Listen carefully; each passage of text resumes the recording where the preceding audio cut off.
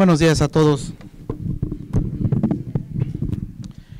Bienvenidos al 11º Foro de Investigación Educativa, el cual como tema principal trae contribuciones de la investigación educativa a los desafíos de inclusión, equidad y calidad en los entornos escolares del siglo XXI.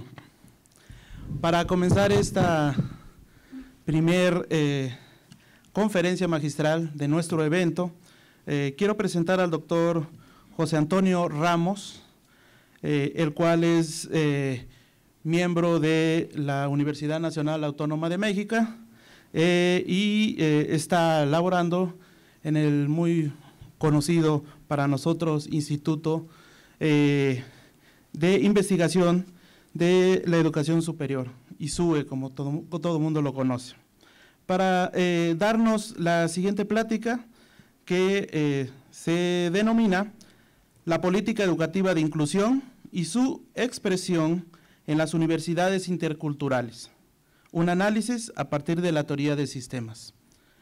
Para darles un entorno del doctor Antonio Ramos, voy a leer una semblanza muy pequeña por cuestiones de tiempo, pero eso no implica la vasta conocimientos y sobre todo experiencia que tiene el doctor.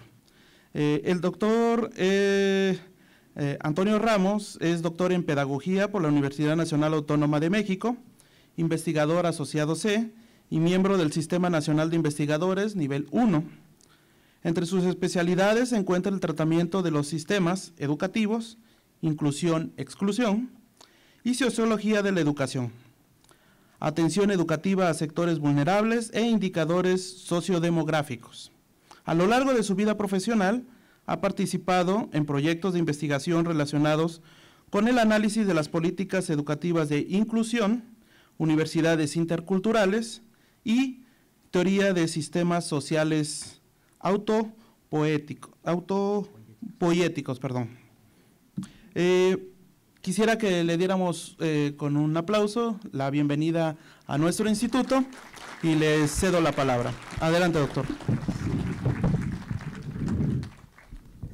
Bueno, en primer lugar quiero agradecer a los organizadores la invitación que me hicieron. Para mí es algo importante poder platicar acerca de las investigaciones que uno realiza. Lo que yo les voy a presentar tiene que ver con lo que actualmente estoy trabajando en el instituto. Bueno, estamos trabajando en el instituto. Tiene que ver con la parte de la formación, pero también tiene que ver con una propuesta teórica que me gustaría enmarcarla dentro de lo que ustedes en el foro están trabajando, que tiene que ver con la innovación, con nuevas formas de mirar los objetos de conocimiento, con construcciones que nos pueden ayudar a comprender mejor lo que sucede. ¿Sí? Y esto tiene que ver con, ese es el título del trabajo, ¿no? La política educativa de inclusión y su expresión en las universidades interculturales, un análisis a partir de la teoría de los sistemas sociales autopoéticos. Generalmente cuando hablamos de los títulos siempre los decimos, pero no nos detenemos un poco a pensar sobre ellos. En este caso sí quiero detenerme un momento, quiero señalar lo siguiente, es política educativa de inclusión y una expresión muy concreta que tiene que ver las universidades interculturales. Pero la política de inclusión no solo tiene que ver con universidades interculturales, tiene que ver con atención a grupos vulnerables, que pueden ser jornaleros migrantes, que puede ser población rural, que es población indígena, que es población discapacitada. Incluso podemos estar hablando de política de inclusión desde el punto de vista de la obligatoriedad del bachillerato, cuando el bachillerato es uno de los subsistemas del sistema educativo nacional que tiene problemas de cobertura, pero también un problema serio de abandono escolar. Entonces, se decreta la obligatoriedad del bachillerato con una intención muy clara, es ser más incluyente. Entonces, lo que yo voy a trabajar es solamente una parte de la política de inclusión en un objeto de conocimiento muy concreto que son las universidades interculturales. Por otra parte, quiero señalar lo que está propuesto como fundamento teórico, es teoría de sistemas. Desde ahí es donde podemos estar analizando este objeto de conocimiento. ¿sí? Y entonces, en ese sentido, esa es la mirada con la cual analizamos esto. ¿Existen otras? Por supuesto que sí. Y en este foro me parece muy importante y muy conveniente señalar, es un foro de innovación que tiene que ver con investigación. Y si es así, entonces tenemos que tener una apertura para conocer distintas formas, distintas propuestas teóricas, metodológicas, que nos permitan acercarnos a los objetos de conocimiento. En este caso puede ser inclusión y también innovación, ¿sí? Entonces, este es el título del trabajo. Ahora sí, paso a los objetivos de la ponencia y solo son dos. El primero tiene que ver con lo que ahorita estoy comentando, que es presentar el esquema de análisis seguido en la investigación, ¿sí?, sobre inclusión y exclusión en las universidades interculturales. Y el segundo objetivo es reflexionar en torno a la posibilidad de emplear dicho esquema en otras instituciones de educación superior, concretamente el Politécnico. ¿Por qué no? Si estamos en un foro de innovación, si estamos en un foro de investigación, ¿por qué no abrir otras perspectivas de análisis? Esta es una, no es la única. Y me parece muy importante, ¿por qué? Porque la investigación, si algo lo caracteriza, es la diversidad de posturas, de análisis, de propuestas teóricas, conceptuales y metodológicas que nos permitan acercarnos a comprender las situaciones por las que pasa el sistema educativo, o un subsistema en particular, o algún hecho particular de la educación, ¿sí? Entonces, en ese sentido me parece importante resaltar esta parte. Bien, el esquema del análisis seguido, ¿sí?, es teoría de sistemas desde la postura de Niklas Luhmann, y partimos de tres presupuestos. El primero es, no hay una forma única de descripción de la sociedad, y eso tiene que ver con investigación. Entonces, si no hay una forma única de describir la sociedad, de analizar la sociedad, de analizar los hechos educativos, entonces es conveniente, es necesario señalar desde dónde vemos, cuáles son las herramientas teóricas, metodológicas, conceptuales, con las que nos acercamos a los objetos de conocimiento. ¿Para qué? Para transparentar y para decir, nosotros lo vemos desde aquí.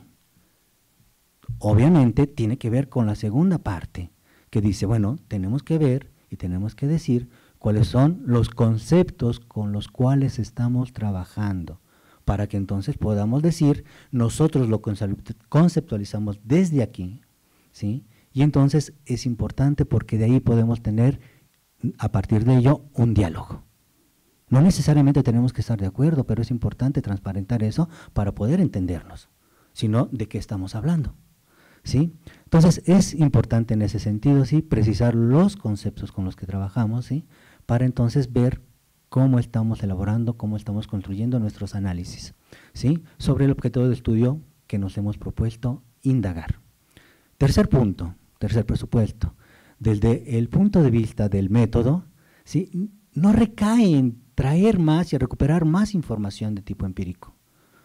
Lo importante es cómo eso que ya tenemos, eso que de alguna manera ya sabemos, podemos darle un tratamiento distinto. Esa es la clave. Hoy podemos tener encuestas de marginación, de pobreza, incluso de felicidad, de corrupción. Estamos en la sociedad de la comunicación y la información. Yo no puedo encontrar información, encuestas de todo tipo, algunas muy bien fundamentadas, muy bien sustentadas, otras no tantas, pero están apuntando a ver nuevas temáticas, nuevos objetos de conocimiento. Y el reto entonces que tenemos muchas veces no es recuperar más información, sino cómo procesamos la que ya tenemos, con la que ya contamos, con qué conceptos los podemos relacionar de tal manera que nos permitan estar viendo otras cosas, con qué herramientas teóricas nos acercamos a ello y entonces podemos hacer un análisis que nos permita interpretar, que nos permita comprender nuestro objeto de estudio. Entonces, esos son los tres presupuestos que están presentes en la investigación que estamos realizando en el instituto. ¿Sí? Si estamos hablando de conceptos, entonces tengo que decir cuáles son los conceptos que estoy trabajando, ¿sí?, con los cuales estamos trabajando, mejor dicho. El primero es la sociedad. Desde la propuesta teórica de Niklas Luhmann de los sistemas sociales autopoéticos, tiene que ver con una concepción de una sociedad funcionalmente diferenciada. La diferenciación funcional tiene que ver con la estructura de los sistemas que actualmente conforman a la sociedad. Y entonces podemos estar hablando del sistema político, del sistema educativo, por supuesto, del sistema de la salud, del sistema del arte, del sistema de la ciencia, del sistema económico. Y entonces cada uno de estos sistemas son funcionalmente diferenciados, tienen que ver con una función dentro de la sociedad. Y para ello, entonces, estamos hablando de comunicación. Me detengo un poquito en esta parte de la comunicación porque dentro de esta propuesta teórica la comunicación es lo que hace factible lo social. Y uno dice, bueno, dentro del sistema educativo, ¿cómo podemos estar hablando de elementos propios de este sistema? Ejemplo, aprovechamiento escolar. El aprovechamiento escolar solo se mide en el sistema educativo. No hay aprovechamiento escolar en el sistema político. Que el sistema político lo mida, que el sistema político esté ahí, que lo use es otra cosa, pero que lo produzca no. Lo mismo, el sistema económico tiene PIB per cápita, el sistema educativo no lo calcula. No calcula el Producto Interno Bruto, no calcula la tasa de desempleo, puede utilizarla, pero no la calcula. Y eso es importante porque entonces cada uno de estos sistemas sociales que estructuran la sociedad contemporánea tiene una manera de comunicación particular, tiene sus propios elementos, sus propios códigos, sus propias frases y símbolos que se han construido a lo largo de la historia y de la operación de estos sistemas, ¿sí? Entonces, si estamos hablando de que la sociedad está estructurada de manera funcional por sistemas diferenciados, entonces podemos estar hablando de un sistema en particular. Y de lo que estamos hablando ahorita en estos momentos, el del sistema educativo. Sistema educativo que tiene que ver con carrera escolar. Estamos en el Instituto Politécnico Nacional, y el Politécnico, al menos en esta área de Zacatenco, si tengo entendido, espero no equivocarme, y si no, bueno, me corrigen, ofrecen carreras profesionales, licenciaturas y posgrados. No hay bachillerato, el bachillerato está localizado en otras áreas. Entonces estamos hablando de carrera escolar, estamos hablando del último nivel en que está conformado el sistema educativo nacional. Entonces el sistema escolar está graduado, tiene niveles, y cada uno de esos niveles tiene su propia lógica de operación. Educación básica no es lo mismo que educación obligatoria. Educación básica, preescolar, primaria y secundaria. Todos los individuos tienen que estar ahí. Se hizo obligatorio el bachillerato.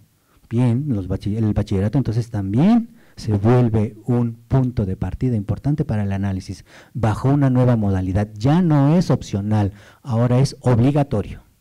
La educación superior no. La educación superior es opcional. Y uno puede decir, ¿de veras es opcional?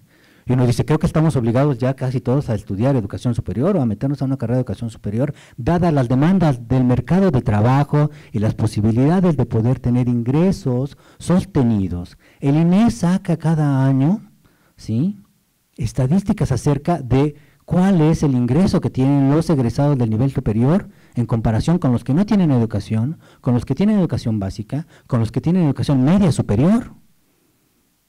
Y entonces, lo importante aquí es decir, desde el punto de vista de la política, la educación superior es apoyada por el Estado, pero no es obligación del Estado proporcionarla. Y es una distinción importante, ¿sí? Y entonces en ese contexto podemos entonces estar hablando del siguiente concepto, que es la unidad de la diferencia, inclusión-exclusión. ¿Quiénes están incluidos y quiénes están excluidos? No como categorías morales, eso es importante señalarlo y quiero subrayarlo. No estamos hablando de valores, ni estamos hablando de moralidad, ni de ética, estamos hablando de una dinámica de operación del sistema. Y si ustedes me permiten, yo vengo de la UNAM, hace pocos días, si no mal recuerdo, al inicio de agosto, dieron los resultados de acceso al nivel medio superior de la Universidad Nacional Autónoma de México. Miles quedaron fuera de la institución. La universidad entonces está procediendo de manera antiética, tiene que ver con una cuestión de valor moral, tiene que ver con un funcionamiento del sistema. El Politécnico también participa en este proceso de selección. Y entonces podemos estar hablando de cómo nos podemos incluir y cómo también se puede excluir. Y entonces es importante ver las dos caras de la moneda. Si vemos la parte de la exclusión, eso nos permite tener una reflexión acerca de por qué se dan estos procesos, cómo se da, cómo es esta dinámica y en consecuencia cómo poder actuar frente a ella. Entonces en ese sentido me parece importante, y lo vuelvo a subrayar, no estamos hablando de categorías morales, estamos hablando de sistemas de operación dentro de un sistema particular que es el sistema educativo. Siguiente, nada más rápido, regreso a la cuestión de la metodología y vuelvo a reiterar esta parte de decir, necesitamos formas refinadas de producción y tratamiento de la información de la que ya tenemos. Eso es importante, ¿por qué? Porque entonces, dentro de la investigación científica, siempre podemos estar, ¿sí?, refiriéndonos a lo desconocido, a lo que ignoramos, a lo que necesitamos investigar, ¿sí? Y entonces, en ese sentido, la información y el procesamiento que hagamos de ella nos va a permitir avanzar en esa dirección, ¿sí? Por último, punto dentro de esta propuesta metodológica tiene que ver con el sistema. Hace ratito tuvimos la fortuna de que nos invitaran al desayuno, qué bueno porque venimos de lejos, desde el otro lado de la ciudad, y entonces bueno, nos invitaron al desayuno, y entonces estuvimos hablando de algunas cosas que nos parecen interesantes y decir, hablábamos de la organización, y uno dice, ¿cómo es que la organización, cómo el sistema de organización tiene su propia memoria, tiene sus propios códigos de operación, tiene una dinámica particular? Y entonces en ese sentido lo retomo porque el sistema educativo también tiene su propia memoria, también tiene sus propios códigos de operación, también tiene su propia dinámica muy particular, ¿sí? Aquí ya se adelantó la presentación, pero bueno, entonces a lo mejor es un poco porque me estoy tardando en esa parte, pero me parece importante porque tiene que ver con el fundamento desde dónde vemos. Y esta investigación la ve desde la teoría de sistemas, e insisto, no es la única manera, pero por eso es importante transparentar desde dónde la estamos concibiendo, ¿sí? Desde dónde la estamos viendo, qué herramientas teóricas, conceptuales y metodológicas nos están ayudando para comprender esto, ¿sí? Pasamos ya a la parte que tiene que ver con cómo es la dinámica de operación de la inclusión y de la exclusión en las universidades interculturales. Y podemos ver que hay dos, una débil y una fuerte. La débil, cualquier institución de educación superior puede pertenecer al subsistema de educación superior, cualquiera. Universidades interculturales, universidades estatales, politécnicas, pueden pertenecer. No hay nada que impida que puedan ser miembros formales del sistema de educación superior, nada, salvo una restricción que dice, tienen que responder a necesidades nacionales, regionales y locales, pero cualquiera puede ser miembro. Lo mismo sucede con los jóvenes, nadie está exento de poder incorporarse a cualquier institución de educación superior, y las universidades interculturales como parte del sistema de educación superior tampoco tienen restricciones para poder incorporar a todos los jóvenes que así lo deseen. Y entonces el sistema está abierto, el sistema a priori no excluye a nadie. Sin embargo, cuando viene la estructura de organización, cuando vienen los niveles, cuando vienen cómo está estructurado nuestro sistema educativo nacional, es donde empieza la inclusión y la exclusión fuerte. Formalmente quienes sí pertenecen a la institución y formalmente quienes no pertenecen. Mientras el sistema es abierto, la estructura de organización tiene sus restricciones. Y es ahí en donde entonces podemos estar hablando de la inclusión y de la exclusión fuerte. En el caso de las universidades interculturales, cuando son reconocidas por el sistema de educación superior, tienen derecho a financiamiento. Mientras no sean reconocidas, una parte importante en todo esto es el dinero. Y aquí no me dejarán mentir, el Politécnico, la UNAM, la Universidad de Chihuahua, la de Tamaulipas, cada año peleamos por el presupuesto. ¿Cuánto nos van a dar? Si estamos incluidos dentro del sistema, podemos luchar por eso. Si estamos excluidos, si no formamos parte, formalmente hablando, no podemos hacer eso. Esto también tiene que ver con la posibilidad de contratar al personal académico. ¿sí? Dentro de las universidades interculturales, los decretos de creación también implican y señalan quiénes pueden ser académicos de estas universidades y quiénes no. Incluso hay algunas asignaturas en donde se tiene que pedir que hablen la lengua originaria. Formas de contratación, formas de pertenecer, ¿sí?, a la institución. Y la institución puede decir quiénes sí y quiénes no, parte de su cuerpo académico, de su planta docente. Por último, la selección de los alumnos, la carrera escolar. Y entonces tenemos selección para el ingreso. Hace ratito estábamos comentando la cuestión de la UNAM, la del Politécnico, la de muchas otras universidades estatales, ¿sí? Tiene que ver también con la selección para la permanencia. Eso tiene que ver con el abandono escolar. ¿Quiénes pueden seguir siendo parte formal de nuestra institución?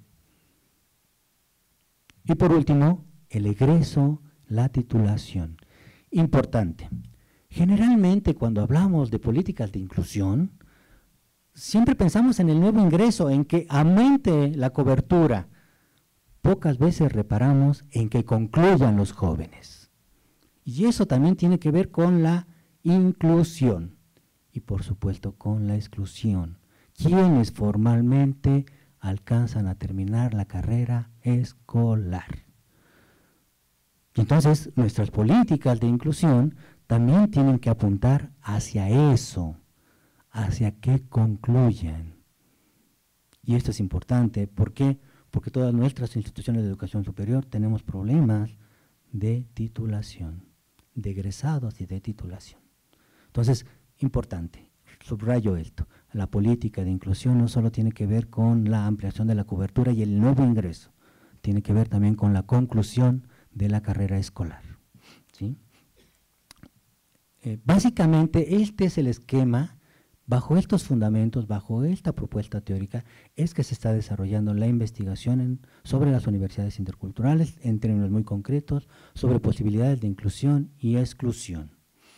Bien, sé que la tabla no ayuda, los números ahí no se ven muy bien, pero quise, fue decisión mía, no del equipo de trabajo, fue decisión mía, traerla así por lo siguiente. Aquí está el recorrido histórico de todas las universidades interculturales, desde el año 2002, 2003 hasta 2015, 2016, ¿sí? Y uno puede ver, por ejemplo, en la primera columna, que es 2002, 2003, ¿sí?, solamente hay 2 universidades interculturales. Pero si uno se va a la columna 5, que es 2005, 2006, ya estamos hablando de 5 universidades interculturales y el número de alumnos de nuevo ingreso aumenta.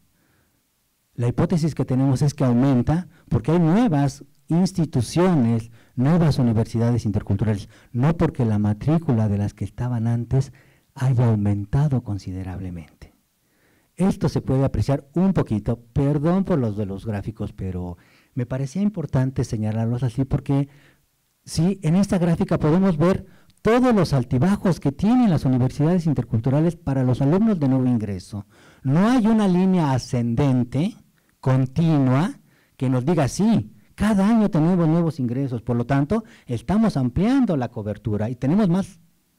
No, el comportamiento es irregular, con unos picos muy altos en unas prácticamente en bajada, como la Universidad Intercultural Veracruzana, que está hasta el final, hacia su lado derecho, y otras que tienen una forma de U, empiezan alto, bajan y después suben. ¿Eso qué significa en términos de inclusión? Bueno, que no estamos teniendo una ampliación de la cobertura como quisiéramos, ascendente, lineal hacia arriba. Y entonces eso es lo que tenemos en estas universidades. Y entonces esto nos permite reflexionar qué tanto esta política definida está siendo propicia para la inclusión. Desde luego que tenemos más alumnos, eso es cierto, eso nadie lo niega, pero deberíamos tener un comportamiento distinto en los alumnos de nuevo ingreso, si estamos hablando de ampliar la cobertura. ¿Sí? Alumnos de nuevo ingreso en las universidades interculturales, hombres y mujeres, por sexo. Hay más mujeres que hombres. una pregunta ahí que nos podemos hacer, bueno, ¿a qué se debe